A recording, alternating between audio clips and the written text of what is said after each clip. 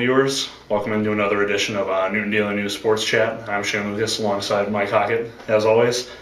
In the middle of a pretty busy fall season here, finally starting to fall, or feel like fall outside.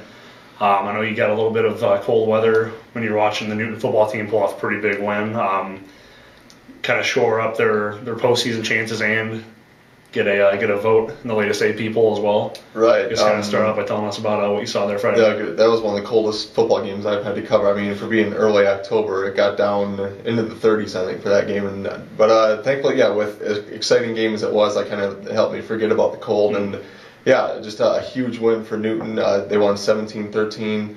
It was non-district game, so I mean, going into it, I think they just kind of looked like they wanted to do some good things and just keep it a competitive game. But yeah, no, I don't think many people really gave Newton a chance going into that game. And then their defense, I think the story of that game was really their defense. Their first possession, who'd they play? I'm losing train of thought here. ADM. Jordan. Still focused on the cold. Right. Yeah. Jordan Grove, he came in leading the entire state in yards per game with almost 200 yards himself per game. He had 99 yards on ADM's first drive. After that, he had 2 yards the rest of the game. So Newton just shut him down. And then after that, it was just Newton. Tyler Wood throws a 52-yard pass to Andrew Clements to basically win the game. And then Boone almost comes down, I'm still losing train of thought. ADM comes down, almost gets a game-winning drive, but Kellen Reynolds comes up with an interception to end it. And yeah, it was a pretty cool scene there, just with seeing all the coaches and players just as happy as they were compared to 2 weeks ago from the Grinnell game when they were just totally demoralized. So obviously a big win for them, and they got 2 games left, and if they win them, they're in the playoffs, and they could finish as high as second in the district, depending on what happens. Yeah, considering all that happened at the beginning of the year, yeah. That's happening now. You want to just talk a little bit more about the atmosphere of that game? Like we just said, at the beginning of the season, there were some problems, there were some naysayers out there. Yeah. Now they seem to be kind of turning everything around. Right. There's a lot of kind of momentum behind the team, so yeah. Let's talk about that. Yeah, I mean, they've won 3 of the past 4 games. The Grinnell game was obviously a setback, but since then they beat Dallas Center Grimes, kind of an ugly game. But then, yeah, this was a huge game for them. It didn't help them in the playoff standings, but as far as a confidence booster and everything, it was more than they could have asked for. And yeah, just during the game, you kind of had that feeling that ADM at some point was just going to turn it on and just start dominating like they did in last year's game, but it just never happened. Newton just their defense really just kind of kept them right in that game the whole time. Mm-hmm. And then PCM, they picked up a big win. They're another team that's kind of turned things around. They were, I think, 2-4 a couple weeks ago, and now their win last week, a dominant win, puts them at 4-4 in the season. Mm-hmm. Yeah, they're they've positioned themselves for the postseason. Like I said, they played that tough non-district schedule, had a few bumps there, but yeah, I mean they're turning on even without Nate Vanderwall, their starting quarterback. Zach Uhlenhop came in. Coach Bonham before the game was talking about how he expects Uhlenhop to run a lot more, and sure. Uhlenhop definitely ran a lot more. He's a punt return guy, real shifty. I think just made a lot of defenders miss him.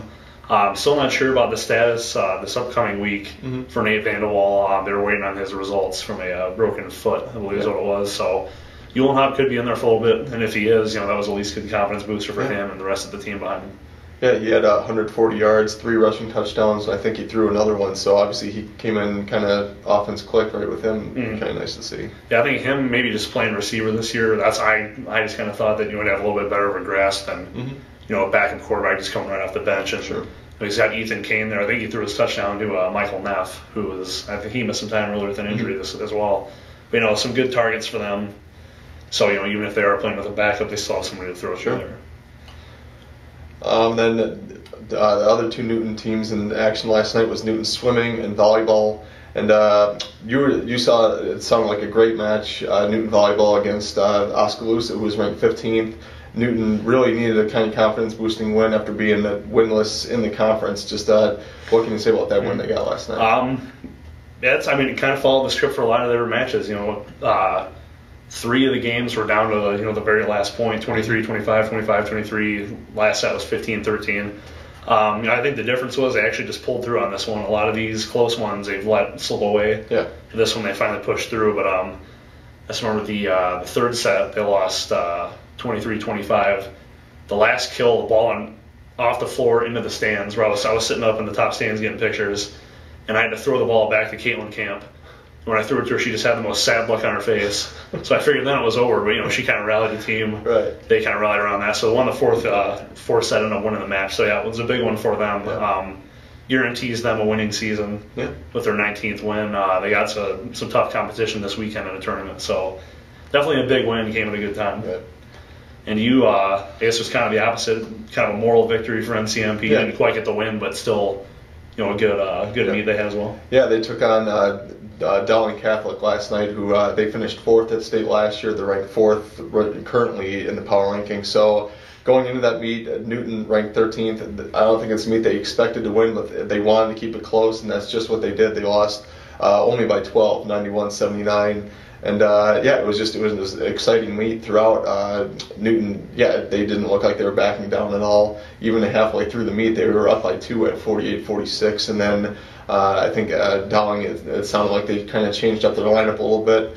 They were able to just kind of take first and second in a couple races to kind of pull away. But it was just real good to see Newton just compete real hard with one of the best teams in the state. And Hannah Scott, sophomore, she was part of a couple more records. She broke her own record in the 100 butterfly. It was a year old that she set. And then she was on the 200 freestyle relay team that broke its own record. They just set at the last home meet. So it was their first dual loss of the season. It makes them 10-1. But like you said, it's from a moral standpoint, they got even more confidence kind of going into the big tournaments coming up there in the next few weeks. That wall's been seeing a lot of change this year and last year, and a pretty young team from what I understand. So I guess probably going to be even more change these coming years. Yeah, it's kind of remarkable that pretty much all the top swimmers on the team are either freshmen, sophomores, and then Carly Colville is a junior. So I mean, this is one of the best teams they've ever had right now, and just think of the potential for next year it's going to be something. And then just kind of looking forward in next week or the rest of the week now. Another football Friday night. Our games of the week are obviously Newton, and then it's going to be Colfax Mingo hosting Pella Christian. Just that I know that's going to be a real big test for Colfax Mingo. They've had a rough go these past few weeks, but just any thoughts on going to be hosting a good team there in Pella? Pella Christian has lost their last 2 games. Yep. That district's really kind of shooken up these past few weeks. Colfax still looking for their first win in that district. Been a kind of tough go for them. A lot of teams can really put some points on the board, but one thing will be senior night. 9 seniors for Colfax Mingo. Jaden Van Dyke, the quarterback / defensive back / running back / wide receiver. He's kind of done all this year. I think he's probably going to want to put on a show in his last game. Yep. And their quarterback situation has kind of shuffled around with Jared Myers, a freshman, coming back a few weeks ago from injury. I think he'll probably see a little bit of time, because I think he and Juan Gonzalez probably the quarterbacks in the future there. Maybe want to get Myers some extra snaps against a tough competitor like that. But senior night, I guess you can never know what happened. They blanked on who they beat last year on their senior night, but Colfax pulled off kind of an upset in their last game. So you can never know what happens, I guess.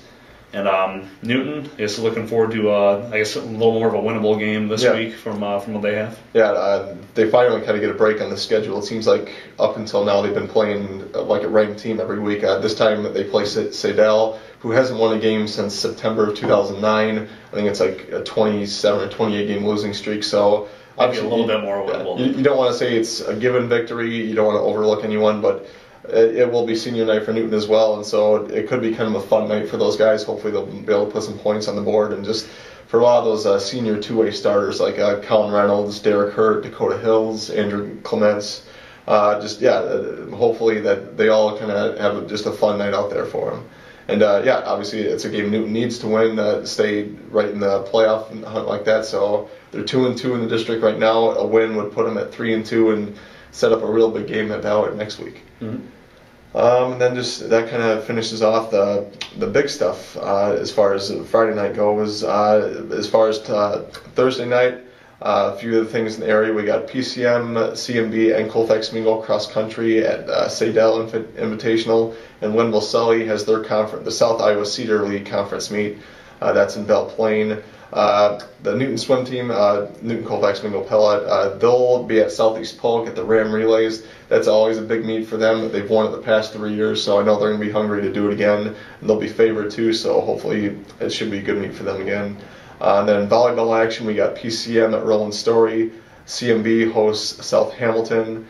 Colfax Mingo is at Nevada, still looking for the first win of the season. And Linville Selly hosts Tri-County. And then, like we said, that brings us to Friday, football night. And then Saturday, the Aqua Girls, they're in action again at Marshalltown. They'll kind of give them a look at, that's going to be the same pool where the state meet is held, so that'll be some good experience for them. And then Newton Volleyball, they're at Johnston on Saturday. And then just college football, we got Iowa and Iowa State, both 11 a.m. games, so it's kind of first time this season I know Iowa State's played at 11. It's going to be kind of weird seeing them play that early. And then Iowa's at Michigan State, so 2 big games. Obviously, Kansas State ranked number 5 playing at Jack Trice. That's going to be a heck of a game. It's been a long time since Kansas State's been at Jack Trice too, because Kansas City, a couple neutral games there. I think they played in Manhattan last year and before that even. So yeah, Farmageddon turned into a good series with the best series in anything in college football.